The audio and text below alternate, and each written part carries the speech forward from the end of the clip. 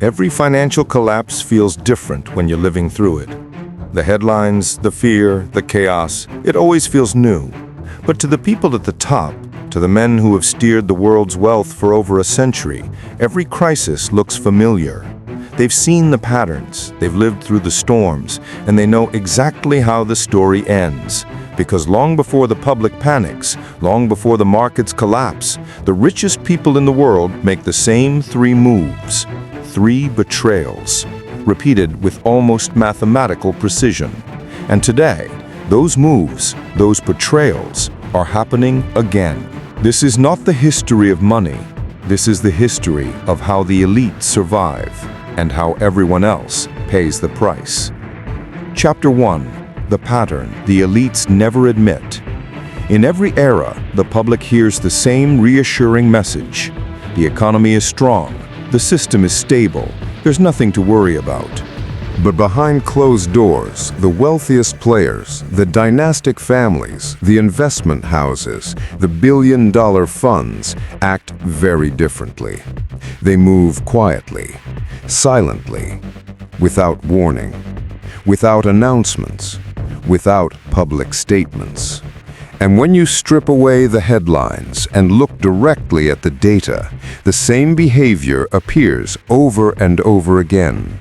Capital moving secretly into safer assets, large hidden bets against the market, political influence concentrated just before major policy shifts.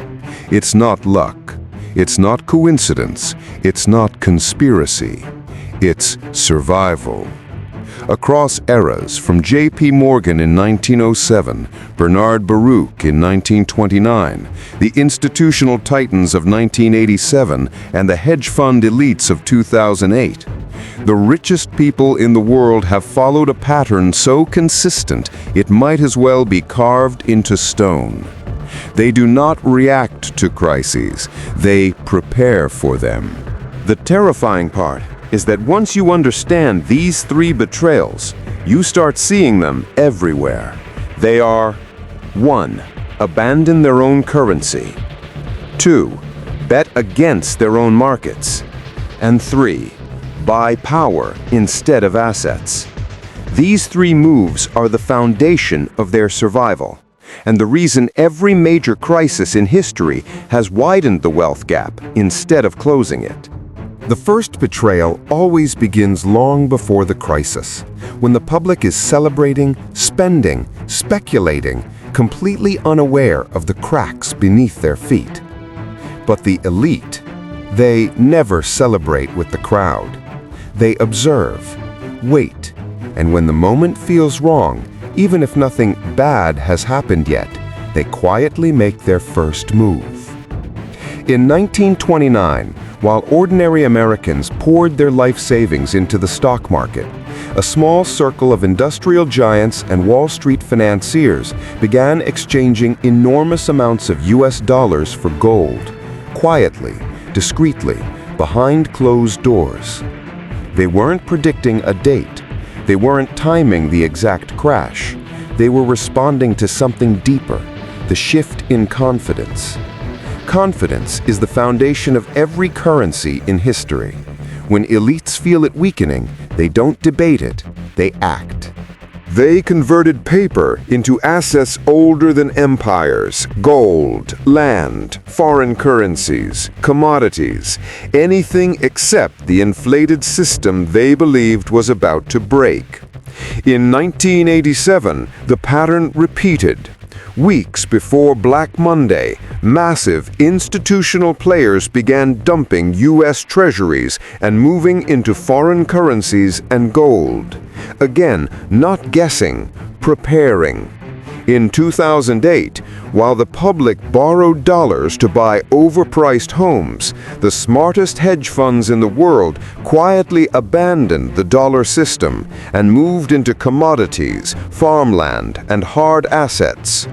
And today, in 2025, the quiet exodus has begun again. Wealthy families and institutions are not panicking, they're hedging, they're converting, they're diversifying out of the currency they no longer fully trust. Because the first rule of elite survival is simple.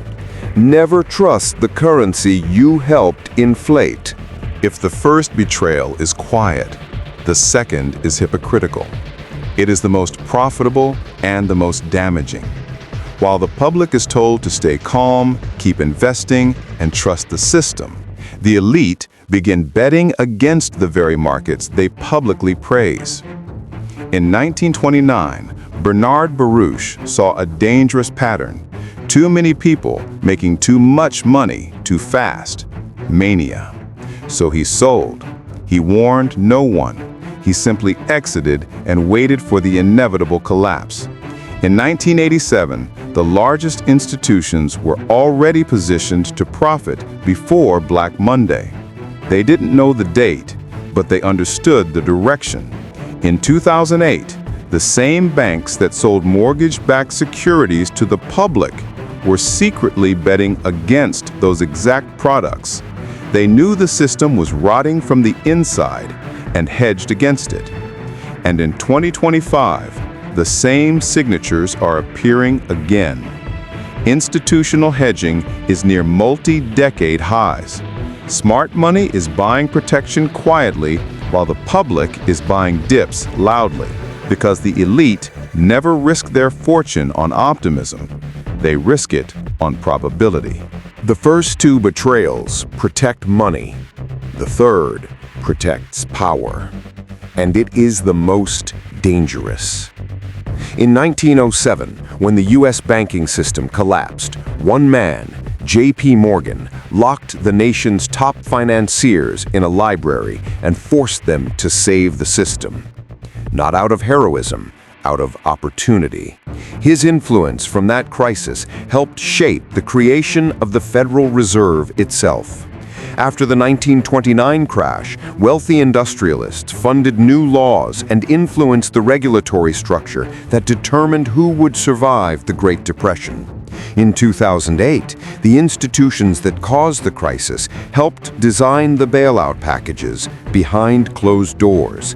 The public suffered, the elite gained power. Because crises don't break the elite, crises strengthen them. In downturns, governments become desperate, and desperation creates openings. The elite buy influence, shape regulations, guide emergency responses, and position themselves inside whatever world emerges afterward. And in 2025, the power buying has begun again. Billionaires are funding the legislation that will shape digital currencies, central bank authority, emergency economic protocols, and financial surveillance. They're not waiting for a crisis. They're preparing to control the system that comes after it. The three betrayals aren't accidents. They are the product of a worldview. The average person thinks in days, weeks, maybe years. The elite think in decades and act for centuries. For ordinary people, money is something to spend, save, or invest. For the elite, money is time. Their mission: ensure their descendants remain powerful 100 years from now. Currencies fail. Markets cycle. Policies shift. But the elite do not intend to be erased by history's volatility. So they protect themselves using a simple mechanism. 1. Currency risk. Never trust one national currency. 2. Market cycles. Never get trapped in the mania. 3. Political leverage. Shape the rules of the game instead of playing it. Together, these betrayals form a single survival engine. A century of echoes has returned. Incessant warnings from the press. For the past 2 years, we're not witnessing a good economy, but a good economy on steroids. The same warning signs appear again. Excessive leverage in corporations, governments, households. Speculation as culture. Cryptomania, meme stocks, social trading, central bank dependency, markets rising only on intervention, insider hedging, protection building in silence, capital outflows, money seeping into gold, land, commodities. Is a crash guaranteed? No. Crises are never guaranteed. But cycles are inevitable. And the pendulum has swung as far as it can. History doesn't repeat, but the elite do. When we look back across a century of financial history, one truth emerges.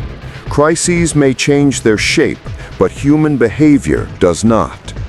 Every generation believes its crisis is different, more modern, more unique. But when the fog clears, the same fingerprints appear, the same incentives, the same instincts, the same betrayals. History isn't a list of dates.